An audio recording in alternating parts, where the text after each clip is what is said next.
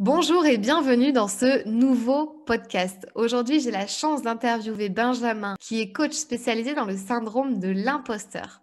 Dans notre conversation avec Benjamin, on a parlé de burn-out, de confiance en soi, de mission de vie, de pourquoi et de ce qui nous animait véritablement dans la vie. Je laisse place à ce nouvel épisode de podcast avec Benjamin.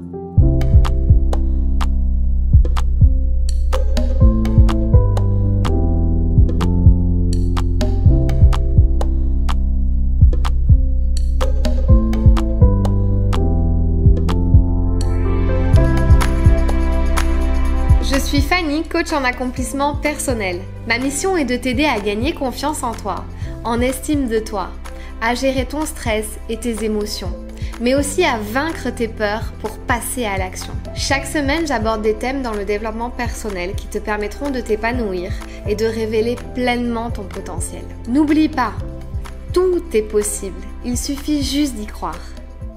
Salut Benjamin! Salut Fanny. Écoute, je suis ravie de t'accueillir sur mon podcast Révèle ton potentiel. Je suis vraiment ravie de t'avoir. Merci à toi, merci pour l'invitation. Avec grand plaisir. Du coup, je voulais un petit peu, à travers ce podcast avec toi, te connaître un peu plus, connaître ton parcours, savoir ce qui te drive, ce qui t'anime dans la vie, pourquoi tu fais ce que tu fais aujourd'hui et connaître un petit peu, voilà, tes ambitions, aussi ton parcours, les échecs que tu aurais pu avoir sur ta route et comment tu as pu les affronter et comment, en fait, tu as gagné confiance en toi pour passer à l'action parce que c'est vraiment mon thème principal, c'est la confiance en soi pour agir, pour passer à l'action, pour faire des choses. Du coup, la toute première question que je voulais te poser, c'est est-ce que tu peux te pitcher en 30 secondes qui tu es?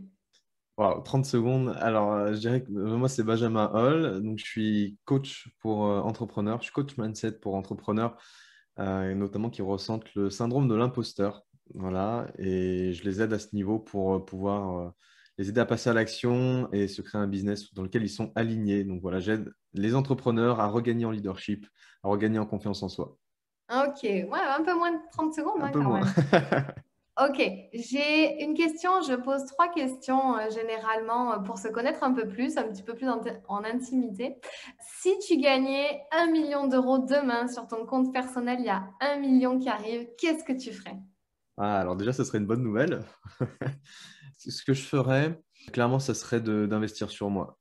J'apprendrais à le faire fructifier, tout simplement. Je pense que j'en utiliserai une partie pour apprendre à le faire fructifier, et puis tout le reste, je le garde et je le fais fructifier. Parce que l'argent, bon, c'est la question voilà, que j'aime bien, parce que l'argent, c'est quand même vu bien souvent négativement, c'est très souvent connoté, alors que je pense que l'argent, ça peut être quelque chose de super essentiel pour ses projets, pour son développement personnel. Et c'est pour moi, je le vois comme une énergie finalement. Donc là, c'est apprendre à décupler l'énergie que tu me mettrais entre les mains du jour au lendemain. Et ouais, ça serait ça que je ferais en premier lieu et certainement pas le dépenser dans des choses comme des vêtements, des voitures, des maisons, peu importe. Ça serait vraiment d'investir sur moi et de faire fructifier cet argent. Ok, pas d'immobilier du tout? Non, d'abord dans mon mindset, d'abord après, la façon de le faire fructifier, ça serait peut-être de l'immobilier, je ne sais pas, mais en tout cas, de trouver le meilleur moyen de le faire fructifier. Waouh, ok. Top. Trois choses qui t'arrivent de positives en ce moment. Il y en a plus que Euh, trois. je dirais qu'il y en a plus que trois. Déjà, la première qui me vient à l'esprit, c'est tout simplement d'avoir fait le pas de salariat à entrepreneuriat que j'ai fait. Donc là, à l'heure où on enregistre le podcast, on est en avril 2021 et je me suis lancé dans l'entrepreneuriat en mars 2021, donc c'est assez récent. Et pour autant, je suis très, très heureux d'avoir fait ce pas, sauté le pas. Donc, super positif parce que je me sens beaucoup plus libre, beaucoup plus épanoui.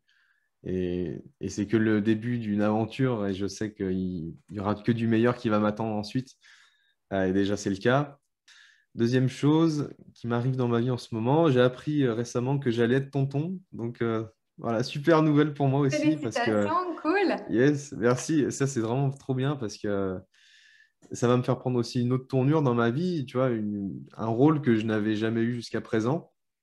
Donc, je pense que ça va aussi beaucoup contribuer à mon développement personnel, et à évoluer aussi en tant qu'homme, en tant qu'oncle après.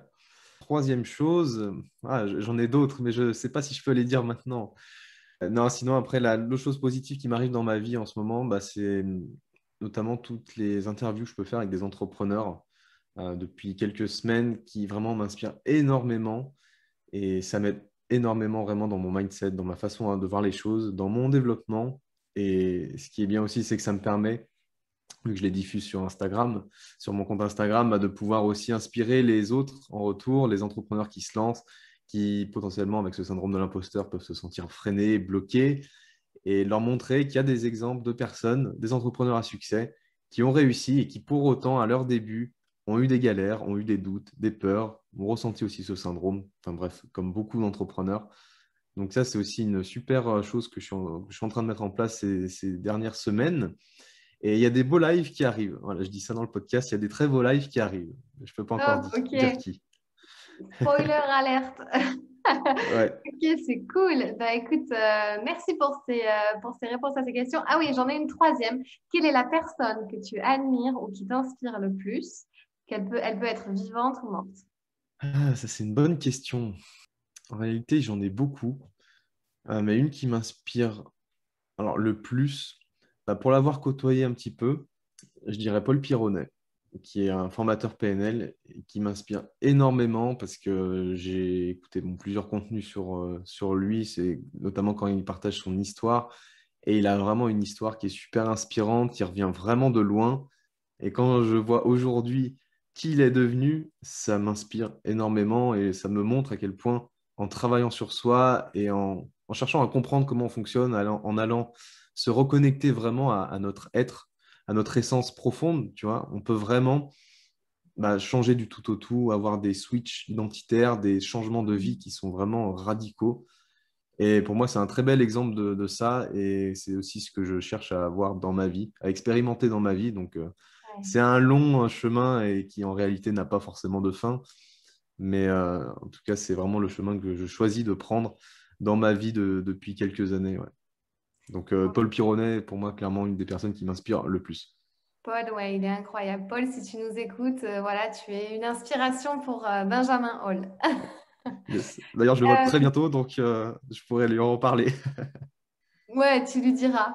Et Yes.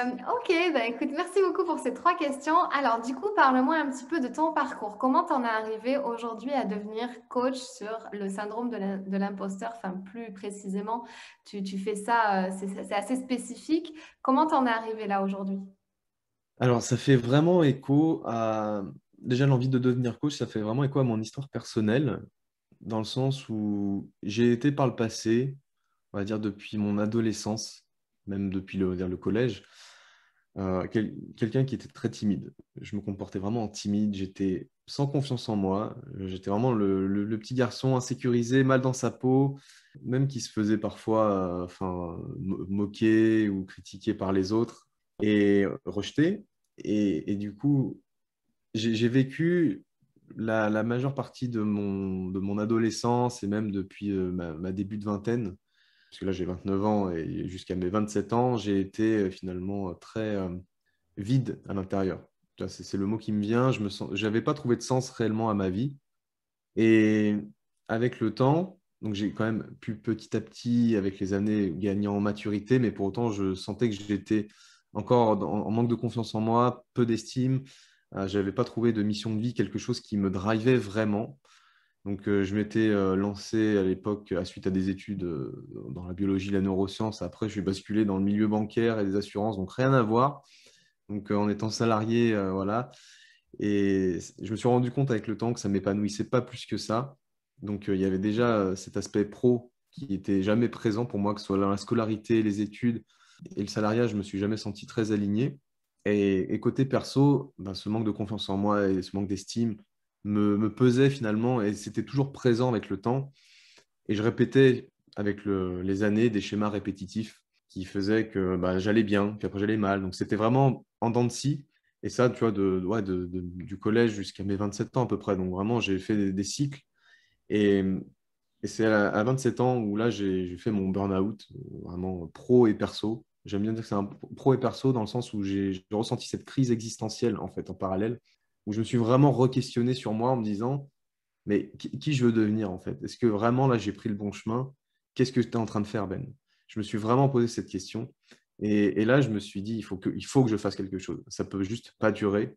Ma mère aussi m'avait éveillé ma conscience par rapport à tout ça, en me faisant prendre conscience que je répétais des schémas répétitifs, en fait, que j'avais des cycles que je répétais. Et je trouve que la vie est très, très bien faite pour te montrer, en fait, et te faire répéter des choses tant que tu n'as pas retenu la leçon. Et c'est là où je me suis dit, c'est quoi la leçon à retenir? Et je me suis rendu compte que ce que j'ai retenu, c'est que je n'étais pas moi, je ne me reconnaissais pas, je ne me connaissais pas et je n'avais pas trouvé de sens à ma vie. Et c'est à partir des 27 ans, donc là, ça va faire bientôt 3 ans, que je me suis dit, je me reprends en main, je reprends le contrôle. Donc à partir de là, je me suis vraiment formé au développement personnel. C'est à partir de là où j'ai découvert le développement personnel d'ailleurs. Et j'ai dévoré du développement personnel. Donc au début de façon gratuite, mais ça m'a énormément aidé. Et j'ai transformé mon mindset. J'aime beaucoup ce mot transformer parce que pour moi, il y a eu des switches de croyances, de perception, de vision des choses, du tout au tout. Un truc de dingue.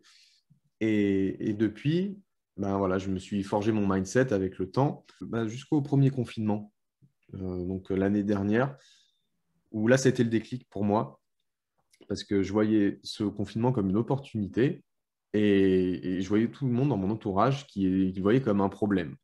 Moi, je t'avoue que j'étais là, je me disais, mais comment c'est possible? Et je m'étais rendu compte avec le temps pendant lequel je développais mon mindset que plus j'évoluais, plus j'étais en déphasage avec mon entourage et avec les gens de façon générale. Je me reconnaissais plus vraiment en eux. Je me suis dit, mais c'est bizarre. J'ai vraiment cette question de me dire, mais en fait, est-ce que je fais quelque chose de bien? Est-ce que je suis à la bonne place du coup en faisant ça?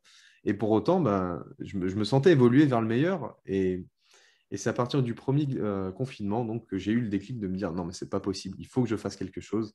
Il faut que j'aide les gens à avoir cette évolution, à vivre cette évolution dans le mindset que moi j'ai pu faire. Et c'est à partir de là où j'ai eu cette envie de devenir coach qui s'est concrétisée vraiment sur les derniers mois là. Et voilà, c'est comme ça que c'est venu. Pourquoi après je me suis plus spécialisé sur les entrepreneurs? Parce que alors déjà moi-même, j'avais vécu le syndrome de l'imposteur il y a quelques mois. Parce que bien sûr, quand tu te lances, c'est, je veux dire, très rare, si ce n'est quasi inexistant, les entrepreneurs qui ne vivent pas un syndrome de l'imposteur.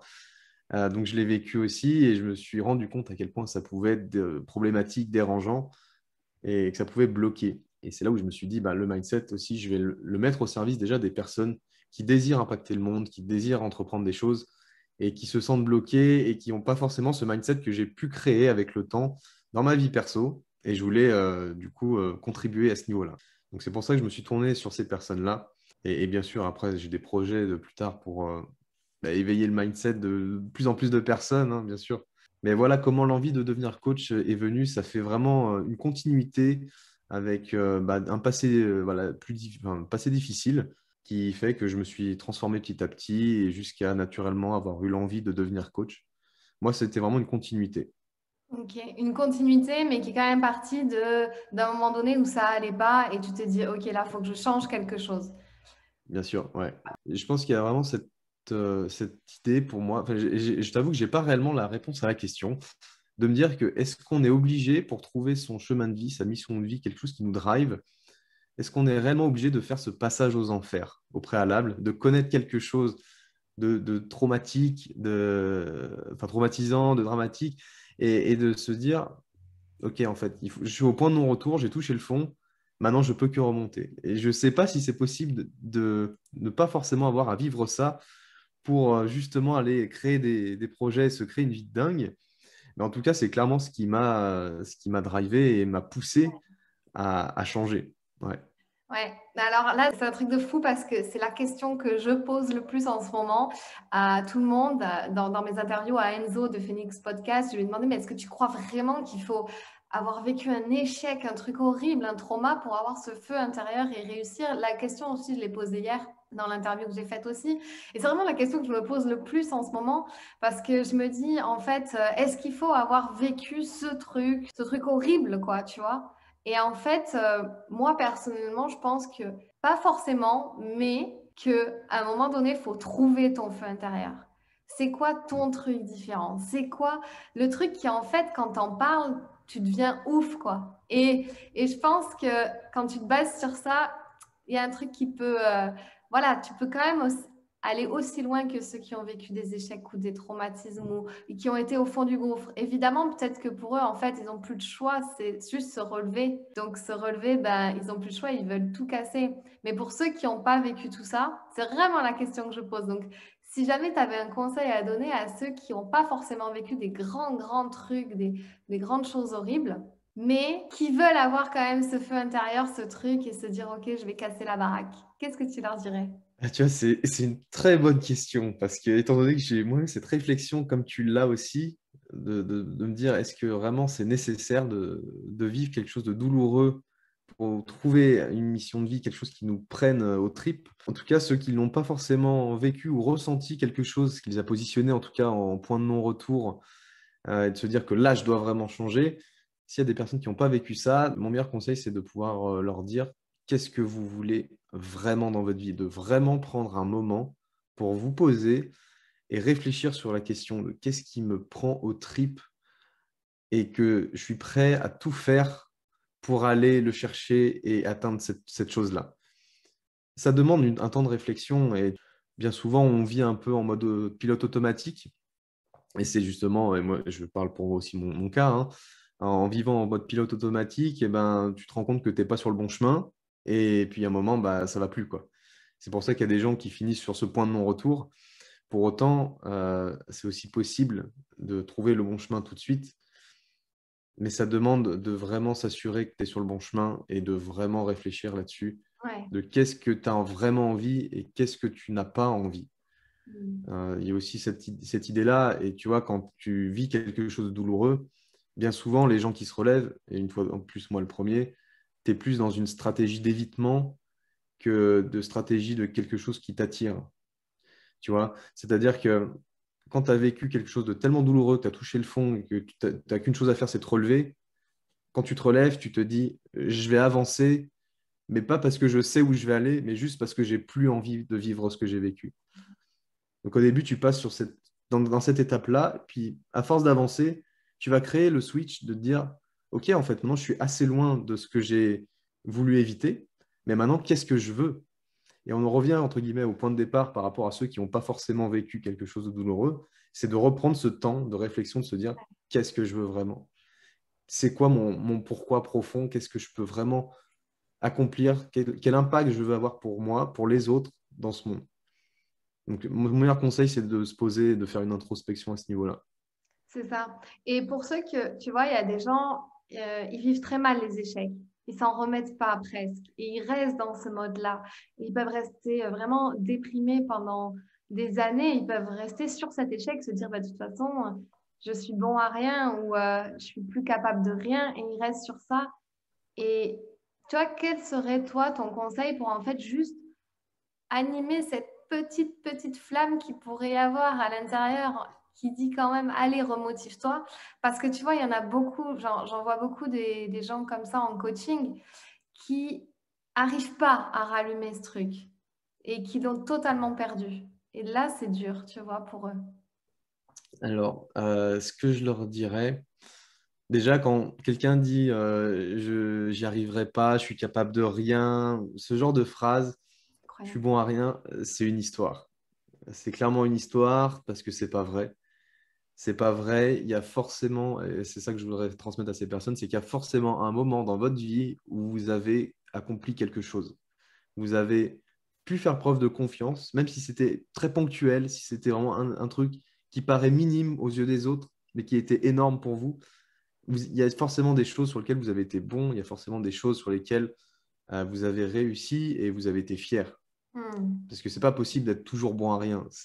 C'est le même fantasme à l'opposé de quelqu'un qui est toujours confiant à 100% du temps et qui réussit tout à 100% du temps. C'est pas possible. Donc, à la hauteur que c'est pas possible d'être 100% confiant dans sa vie, bah, c'est pas possible d'être 100% bon à rien dans sa vie. Donc, il y a forcément des moments où vous avez fait des choses. Et le meilleur conseil que je peux leur donner pour raviver une flamme, une petite étincelle en tout cas, c'est une fois de plus, faire une introspection, de reprendre un moment et réfléchir à qu'est-ce que j'ai pu accomplir dans ma vie qui n'est pas dépendant des autres par rapport à leur jugement, mais quelque chose dont moi je suis fier, même si c'est minime pour les autres, mais que moi je suis fier et je suis heureux de l'avoir fait. Ouais. Et là, déjà, en fait, c'est une idée de se reconnecter à des capacités qu'on a, à des compétences et de se dire, en fait, on a de la valeur et on sait faire des choses. Tu vois, il y a un moment, les gens qui se sentent bons à rien, il faut rebooster leur estime, il faut rebooster leur confiance et ça nécessite de leur faire prendre conscience qu'ils ont déjà, en fait, fait preuve de confiance, même si c'est de façon très ponctuelle. Ouais, je suis tout à fait d'accord. Ouais, c'est très juste tout ce que tu dis. Mais voilà, tu vois, c'est ça, c'est cette question aussi que j'ai en ce moment, c'est comment on fait pour vraiment arriver à se relever quand on est vraiment très bas. Et c'est vrai que là, tu as pas mal répondu à ça. Et moi, je voulais savoir, est-ce que tu as eu genre des gens qui t'ont dit par rapport au coaching ou à ta reconversion, mais qu'est-ce que tu vas faire? Et quand tu dis que tu vas être coach, enfin, ou que tu te diriges vers ça, genre des croyances limitantes de fous furieux, genre mise face à toi, mais de toute façon, il y a plein de coachs, mais de toute façon, c'est hyper dur de réussir. Est-ce que tu as eu affaire à ça et comment tu l'as géré? Bah, étonnamment, non. Ouais. Parce que j'en ai pas tellement parlé Ah, ok. aux gens. J'étais vraiment tellement drivé par mon envie d'être coach et je suis tellement sûr de réussir là-dedans que j'avais même pas le temps d'en parler à d'autres avec qui je sais qu'ils m'auraient mis des croyances limitantes dont j'aurais même pas prêté attention.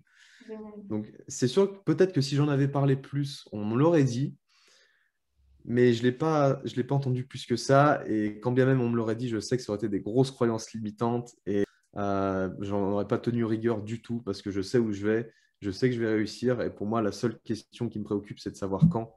Et mais j'ai la chance d'ailleurs, après, niveau familial, vu que j'en ai parlé au moins à ma famille, ils ont été super enfin, accueillants de l'idée, ils ont été tout de suite dans le soutien.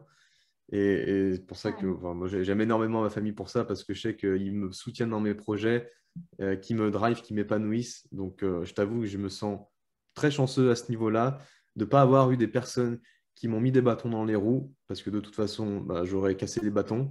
Et puis ma famille, bah, elle m'a toujours soutenu. Donc, Ouais. vraiment, je suis très, très chanceux à ce niveau-là. Ouais. Je crois que quand il y a un truc qui te drive, de toute façon, il y a tout le monde autour de toi qui dit, mais en fait, 'fin, c'est juste logique, et puis il n'y a personne qui va y mettre un commentaire. Mais tu sais, quand tu as tous ces petits projets là et qu'on dit toujours, ouais, mais bon, ça, tu vas pas forcément, il y a trop de gens qui le font et t'es pas expert, et etc. Mais parce que tu sais qu'au fond de toi-même, c'est même pas un projet que tu as envie de. Et en fait, tu attires à toi les commentaires enfin, voilà, que tu dois avoir parce qu'au fond, c'est pas ça, quoi. Mais quand tu as ton truc, je trouve qu'évidemment, les commentaires, ils peuvent, voilà, tu vois, ou les remarques peuvent disparaître. Mais toi, est-ce que toi, à un moment donné, tu as douté dans ta reconversion? Est-ce que Non, tu t'es dit, non? Ok. non, zéro moment. C'est marrant, j'ai eu la question il n'y a pas longtemps. De savoir si j'ai eu peur ou pas de faire le switch salariat-entrepreneuriat. Et Mm. ben, paradoxalement, j'ai pas eu peur du tout, tu vois. Je m'étais conditionné parce que avant de quitter le salariat, j'étais aussi un peu aussi le pied dans l'entrepreneuriat, à développer ma visibilité sur les réseaux sociaux. Donc, ça m'a déjà imprégné du milieu. Et quand j'ai quitté le salariat, j'ai juste vécu ça comme une transition vers quelque chose de meilleur et toutes les peurs rationnelles que tu peux te dire de oh, mais je vais peut-être manquer d'argent, ça va être difficile, mais comment tu vas faire? Tu vas te mettre dans des galères, etc. Bah, en fait, non. Non, parce que mon intuition de me dire enfin, mon intuition était tellement forte, et elle est tellement forte, de me dire que je sais que je vais faire quelque chose de meilleur pour moi, qui va m'épanouir, qui va me rendre plus libre, et qu'en plus, je vais servir mon pourquoi à une cause qui me prend aux tripes. Toutes les peurs rationnelles se sont vraiment envolées. J'ai pas ressenti plus de peur que ça. Bien sûr, j'avais aussi préparé le terrain financièrement pour me lancer quand même sereinement. L'idée, c'est pas d'y arriver à poil dans l'entrepreneuriat, puis dès le premier mois, de dire mince, comment je vais payer mes factures. Donc, j'ai aussi anticipé à ce niveau-là, ce qui fait que je me lance plutôt sereinement et avec la certitude de réussir. Et ça, franchement, je suis Mais- aussi bien content d'avoir pu avoir, enfin, en tout cas, ces pensées-là, quoi. Ah oui, et alors attends, toi, il y a un truc spécifique aussi à toi, c'est-à-dire que tu as démissionné, Ouais, donc tu c'est n'as ça. aucune aide. J'ai zéro aide de qui que ce soit. Euh, En fait, j'avais demandé une rupture donc conventionnelle à mon employeur. En fait, déjà, ce qui est drôle, et tu vois, pour te parler encore une fois de plus du pouvoir de l'intention et de l'intuition, moi, je suis quelqu'un qui a du genre, enfin, au début de l'année, 1er janvier, à poser mes intentions pour l'année qui arrive. Et c'est une grosse phase d'introspection pour moi à ce moment-là. Et c'est la seule période de l'année où je ressens vraiment cette introspection puissante. Enfin, je me sens vibrer différemment. Je ne sais pas comment te dire ça plus précisément. Et je pose mes intentions pour l'année. Et j'avais posé, alors décembre 2020, je sentais que j'étais déjà dans le salariat, mais je sentais que c'était plus pour très longtemps. Ça commençait un peu à me saouler. Et là, je me suis dit, 2021, je quitte le salariat. Donc, je m'étais déjà dit ça. Après, concrètement, en termes d'objectif, je me suis dit, bon, c'est quoi la deadline? Et la deadline, je me suis dit, bah, ça va être fin de l'année 2021. Je me dis, au plus tard, fin de l'année 2021, je me lance. Oh, ok. Donc, tu vois, c'était au 30 décembre, hein, par là, je devais me dire ça. Et, et tu vois, le 31 et le premier, là, vraiment, je me sens connecté à une énergie différente. Tu vois, je ne suis pas du genre à fêter à fond, à faire une grosse bringue pour le nouvel an. Je suis plus dans l'écoute de moi. Enfin, c'est vraiment un moment à moi, tu vois. Et, et là, je me suis dit, OK, maintenant, l'année, elle va arriver, elle va commencer. Qu'est-ce que tu vas faire par rapport à cet objectif? Et j'avais tellement posé l'intention cette année de passer à l'action, j'avais tellement posé l'intention de vouloir changer les choses et d'avancer que dès le 4 janvier, tu vois, donc je ne sais plus quand c'était les jours, mais je crois que c'était le lundi 4 janvier, donc le week-end était passé. Lundi 4 janvier, j'ai demandé ma rupture conventionnelle. Donc, tu vois, par rapport à l'objectif de deadline de décembre 2021, Ouais. tu vois, j'ai pas attendu. Tu vois. J'avais tellement posé l'intention de passer à l'action que j'ai pas voulu attendre et mon intuition me dit mais arrête d'attendre. Et j'ai vraiment écouté mon intuition pour le coup et je le regrette vraiment pas. Donc on m'a refusé bien sûr ma rupture conventionnelle parce que mon ancien employeur n'en faisait pas. Donc j'ai dit bah, ok bah, je démissionne.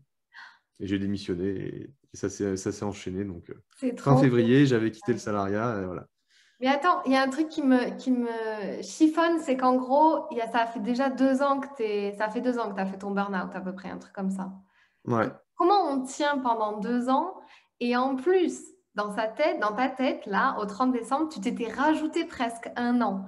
Enfin, comment tu te dis, OK, je vais encore tenir un an? Comment j'ai déjà tenu ces 2 ans-là? Bon, alors, tu n'étais pas forcément clair sur ton projet, c'est ce que tu expliquais au début, hein, tu as mis le temps, mais comment tu as tenu dans ce truc quand même où bah, tu es quand même resté dans ton métier les deux années qui ont suivi, quoi? Ben, parce que, tu vois, ce burn-out, je l'avais vécu à l'époque, comme je t'ai dit, niveau pro-perso, mais niveau pro, déjà, je sentais qu'il fallait au moins que je change d'employeur, enfin, que je change d'endroit, de lieu de travail.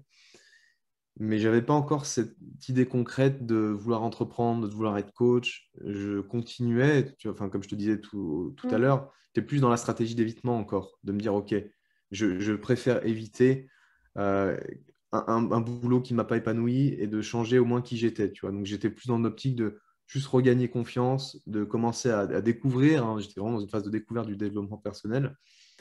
Et du coup, juste changer de travail, pour moi, c'était déjà une bouffée d'air. Je n'avais pas l'idée d'entreprendre. Et c'était en plus un boulot quand même plutôt sympa, niveau statut, niveau paye, niveau avantage. Donc j'avais une bonne place. J'aurais pu continuer dans cette voie et avoir une super place en tant que salarié, avec la maison, la piscine, tout ce que je voulais, mais ça ne me drivait pas en fait. Mais ça, je m'en suis rendu compte avec bah, sur les 2 ans qui sont écoulés dans ce nouveau poste. Donc au début, je me suis dit, ouais, c'est trop cool. Et quand même, maintenant, après, avec le recul, je conscientise, mine de rien, qu'il y avait une petite voix intérieure qui était là, quand même, de dire, c'est bien, Ben, tu as fait un pas en avant, mais tu vas changer quand même encore plus tard. Tu vas encore faire un... Tu n'as pas fait le bon virage encore. C'est déjà bien, c'est un premier pas, mais il y aura mieux à faire ensuite. Donc, sur ces 2 ans-là que j'ai, après le burn-out, c'est venu sur les 2 ans, où en fait, plus je continue à me développer personnellement, et plus je sentais ce déphasage aussi par rapport à ma voie, tu vois, mon chemin de vie. Je me Alors, dis, là, je sentais que l'alignement n'était pas là. Et puis, tu sais, c'est quelque chose, quand tu le sens, bah, plus le temps passe et plus ça s'accentue. Donc, je me sentais de plus en plus désaligné. Et à un ouais. moment, je me suis dit, bah, en fait, stop. Et le confinement, c'est pour ça que je remercie paradoxalement le Covid, parce que ça nous a mis dans une situation tellement inédite que là, je me suis dit, mon mindset, il m'a fait voir ça comme une opportunité de Ah pouvoir ouais. changer des choses. Et là, je me suis dit, mais attends, il y a un truc à faire. Et le déclic est venu comme ça. Donc, même si le déclic est venu, tu vois, en mars 2020, ça m'a quand même pris du temps, le temps de vraiment quitter le salariat, de vraiment entreprendre. Et j'ai d'abord eu l'idée de me développer ma visibilité, de m'imprégner un peu du monde de l'entrepreneuriat, parce que je t'avoue que j'y connaissais vraiment pas grand-chose.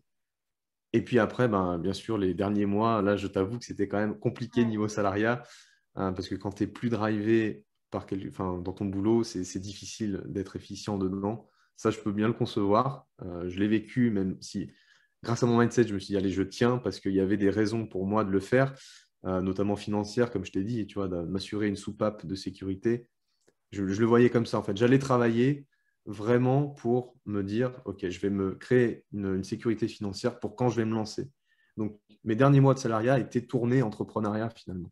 Ouais, c'est Parce ça. que je ne le faisais plus pour avoir un salaire, je le Ouais. faisais pour m'assurer de me lancer correctement. Parce que j'étais lancé dans l'idée de me dire que je vais quitter le salariat et que je vais devenir coach. Donc, c'est Ok. comme ça que ça s'est fait par rapport au salariat, mais c'est le mindset qui m'a permis de tenir sur ces 3 ans, mine de rien. Ouais, c'est ça, mais c'est ça. Mais après, il y a toute cette phase de découverte. En fait, moi, là, j'ai un gros effet miroir devant moi parce que enfin, ça va parler à énormément de gens parce que c'est ça, en fait. Et on prend un truc, on se dit, bon, toi, tu as changé d'endroit. Moi, c'était pareil, j'ai changé d'endroit et carrément de boîte et tout à chaque fois et de lieu et je déménageais, quoi. Et donc, du coup, comme ça, à chaque fois, je reportais le problème, tu vois, en me disant, ça sera peut-être mieux ailleurs. Mais en fait, non. Et à un moment donné, c'est ça, t'arrives, t'es plus du tout, t'es dans un autre truc, t'es plus du tout aligné, plus du tout en phase avec le travail que tu es en train de faire, les gens avec, que tu côtoies, tes collègues, tout le monde. Et il y a un truc où tu te dis, non, mais à un moment donné, il va falloir vraiment que je passe à l'action. Alors, la différence de toi, c'est que moi, je me suis fait licencier. Donc, c'était pas au moment du Covid. Mais donc, tant mieux, quoi. Parce que Ça franchement, reste, ça reste un beau cadeau. ah non, mais moi, pareil, le Covid, je remercie presque tous les jours parce qu'en fait, au final, je me serais peut-être pas lancée tout de suite, tu vois. Donc voilà. Bon, du coup, tu as pas mal répondu à beaucoup de questions que je voulais te poser à l'intérieur donc de celle-ci. Si tu devais résumer en une phrase, enfin, rapidement, ton pourquoi, ta mission, c'est quoi? Alors, mon pourquoi, tu vois, c'est l'envie, j'ai une envie profonde, de par la transformation que moi j'ai faite, de vouloir aider le maximum de personnes à faire cette transformation, de regagner en leadership et de toucher l'excellence. Moi, c'est maintenant une notion qui me parle énormément, l'excellence, d'aller exceller dans quelque chose, de devenir le meilleur possible, une meilleure version de soi, d'exploiter et de révéler, pour faire écho au titre du podcast, de révéler vraiment son potentiel. Parce que moi, j'entretiens vraiment cette idée qu'on a tout en soi, que le potentiel est déjà là et qui demande qu'à être révélé et exploité et mis au service des autres. Donc ça, c'est mon pourquoi le plus profond, je pourrais dire. Et même au-delà, finalement, c'est de pouvoir me dire, et c'est une question, en vrai, ce pourquoi aussi, c'est une question qui me drive et je veux vraiment avoir la réponse, c'est de me dire que si la quête de l'épanouissement, de l'excellence, ça devenait une norme dans notre société, dans notre vie aujourd'hui, à quoi ressemblerait le monde? Ça, c'est une question. Je veux mourir en ayant la réponse. Donc ça, c'est mon pourquoi, je pense que c'est vraiment le plus fort. Je veux vraiment voir ce que ça peut donner si on arrêtait de faire fausse route dans nos vies, de vouloir complaire à tout le monde et de vraiment vivre tel que nous, on le définit, avec notre unicité, notre potentiel, et qu'on met ça au service des autres. Ouais. Qu'est-ce que ça donnerait concrètement, quoi? Factuellement, et je veux avoir la réponse. Donc, c'est pour ça que Ok. je me suis lancé là-dedans.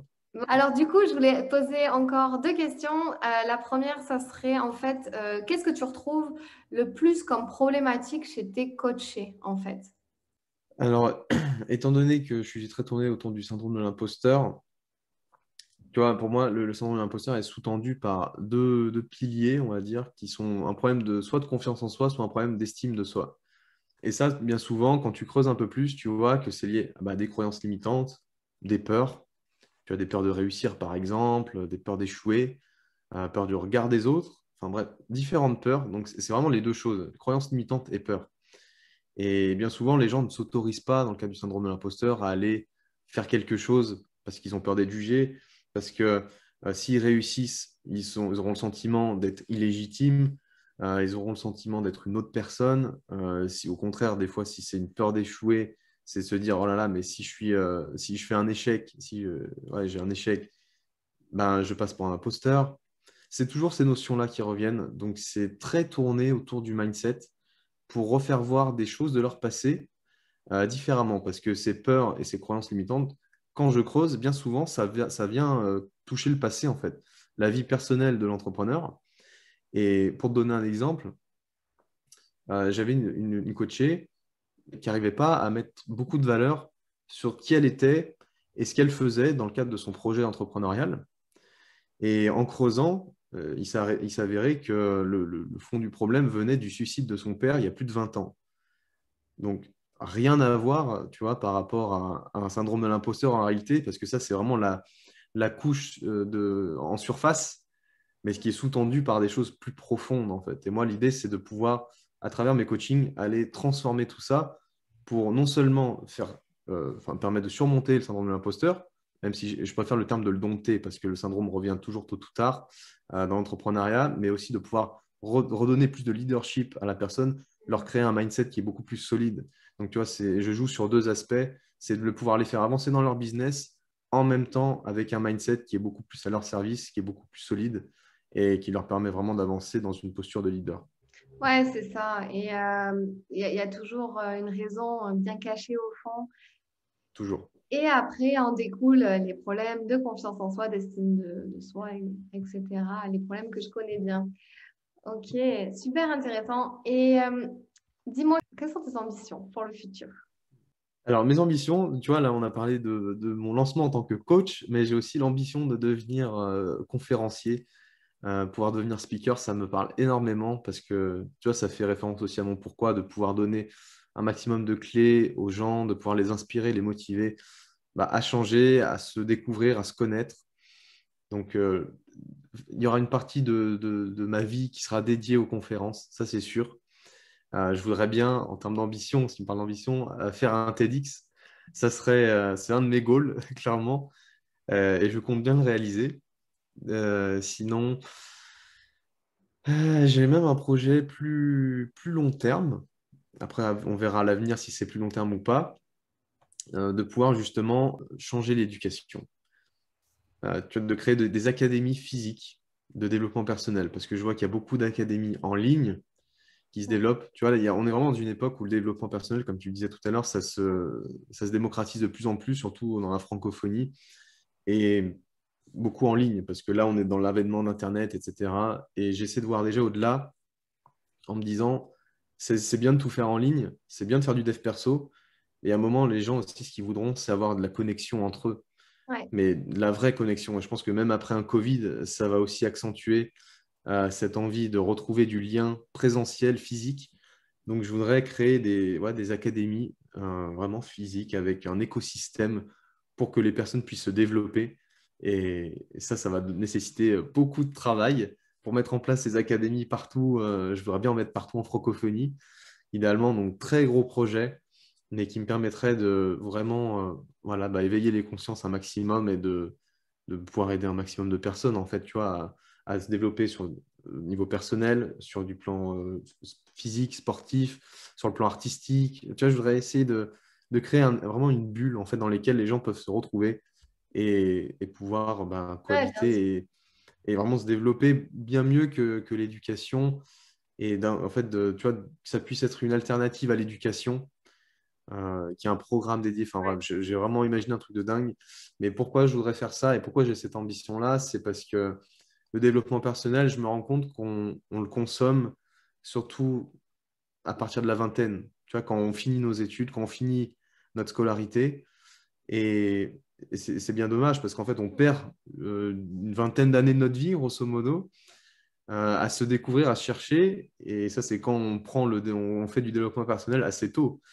Sinon, après, les personnes, c'est au bout de 30 ans, à 40 ans, à 50 ans. Et je me suis dit, en fait, pourquoi ne pas inclure du développement personnel dès la scolarité? Hmm. Donc, c'est aussi pour ça que je voudrais éveiller les consciences et ne pas attendre 30 ans, 40 ans, 50 ans pour le faire. D'où ce projet-là. Ouais, je suis tout à fait d'accord. Et de toute façon, bon, moi, tu me connais, j'adore les USA. Donc, tu Mm. vois, nous, il y a toujours ce truc un peu en France où il manque quand même un truc dans l'éducation, dans dans le Ouais. cheminement à l'école, ou même, tu vois, en Allemagne ou quoi. Enfin, on sait que les après-midi, ou en Suède, c'est dédié au sport. Aux USA, il y a tout le monde qui fait, enfin, il y a tout le monde qui est artiste presque, tu vois, c'est un peu dans leur gène, quoi. Mais du coup, ouais, nous, il manque un peu ce truc où les gens peuvent. Enfin, moi, c'est plus, tu vois, une école, c'est pour ça que j'ai créé la Pitch Academy, mais plus pour s'exprimer, en fait. L'école de Mm. l'expression orale, voilà, mais sortir les choses, libérer, s'exprimer à travers le théâtre, à travers plein de choses. Donc ouais, je te rejoins tout à fait, je suis tout à fait d'accord avec ça. C'est un gros projet, c'est top. Et je te souhaite de le réaliser absolument. Et quelle est ta devise ou ta dernière punchline pour ce podcast? Ou ta citation, la citation que tu adores, je sais J'aime pas. beaucoup une citation, enfin une punchline de mon premier mentor. Donc pour moi, c'est mon père spirituel, qui est Jordan Peterson. Peut-être que les gens le connaissent, il est quand même assez connu sur YouTube. Mais j'ai adoré parce que c'est une personne qui a dit des choses qui n'ont jamais autant résonné pour moi que jusqu'à présent. Et il a dit, ne sacrifie pas qui tu peux être pour qui tu es. Ok, Et intéressant. ça m'a vraiment touché, cette phrase, ça m'a percuté, parce que je me suis dit, en fait, c'est exactement ça, en continuant à être qui je suis, la version paumée de moi. Donc là, ça se fait vraiment en référence à quand j'ai fait mon burn-out, hein. Et je me suis dit, OK, si je continue à être cette personne-là, je sacrifie qui je peux être. Et qui je peux être? Alors, là, la question est venue, et je me suis dit, mais en fait, je peux devenir tellement plus que je ne peux pas sacrifier cette partie de moi en continuant à être cette version paumée Ouais. que j'ai été depuis 27 ans, quoi. Donc voilà la meilleure citation qui maintenant me continue de me driver au quotidien de toute façon. Hmm. D'être toujours Ouais, dans une dynamique d'amélioration continue, quoi. elle est top cette citation et elle va parfaitement avec un peu ce thème-là aussi, parce que c'est ce que je dis moi en fait, c'est t'aider à gagner confiance en toi, en estime de toi, en affirmation pour révéler pleinement qui tu es. Parce qu'en fait, c'est à l'intérieur de toi, il y a quelqu'un vraiment véritablement qui a envie juste d'éclore et de se Bien révéler, sûr. tu vois. Ouais. Et en fait, cette citation, elle est top, quoi. Je vais la noter, je vais la retrouver, je vais la noter, elle est trop bien. Ben écoute, merci beaucoup pour cet échange. Est-ce que tu veux dire une dernière chose Ah non, juste, j'ai oublié la question. Où est-ce qu'on peut te retrouver? Yes, ah oui, c'est vrai. Alors, comme je l'ai dit, je suis très présent sur Instagram. Donc, si les gens veulent me contacter, qu'ils n'hésitent pas à me contacter directement sur Instagram. Mon nom, c'est benjamin.hol, donc Hol, O-H-L, en trois lettres. Et voilà, je suis très présent. Donc, s'ils ont des questions ou quoi, peu importe, n'hésitez pas à me contacter en DM. Et ce sera avec plaisir pour vous répondre. Voilà, vous savez tout. Bon, eh ben, écoute, bonne continuation, Benjamin, et à très bientôt. Merci Fanny, à très vite. Si cette vidéo t'a plu, tu peux la partager à un ami qui en aurait besoin. Tu peux aussi t'abonner à ma chaîne YouTube pour m'encourager. Tu peux me retrouver sur tous les réseaux sociaux sous le nom de Fanny l'Esprit Coach. Tu peux me poser toutes les questions que tu souhaites et aussi me donner des sujets que tu aimerais que j'aborde. Je te dis à très vite dans une toute nouvelle vidéo.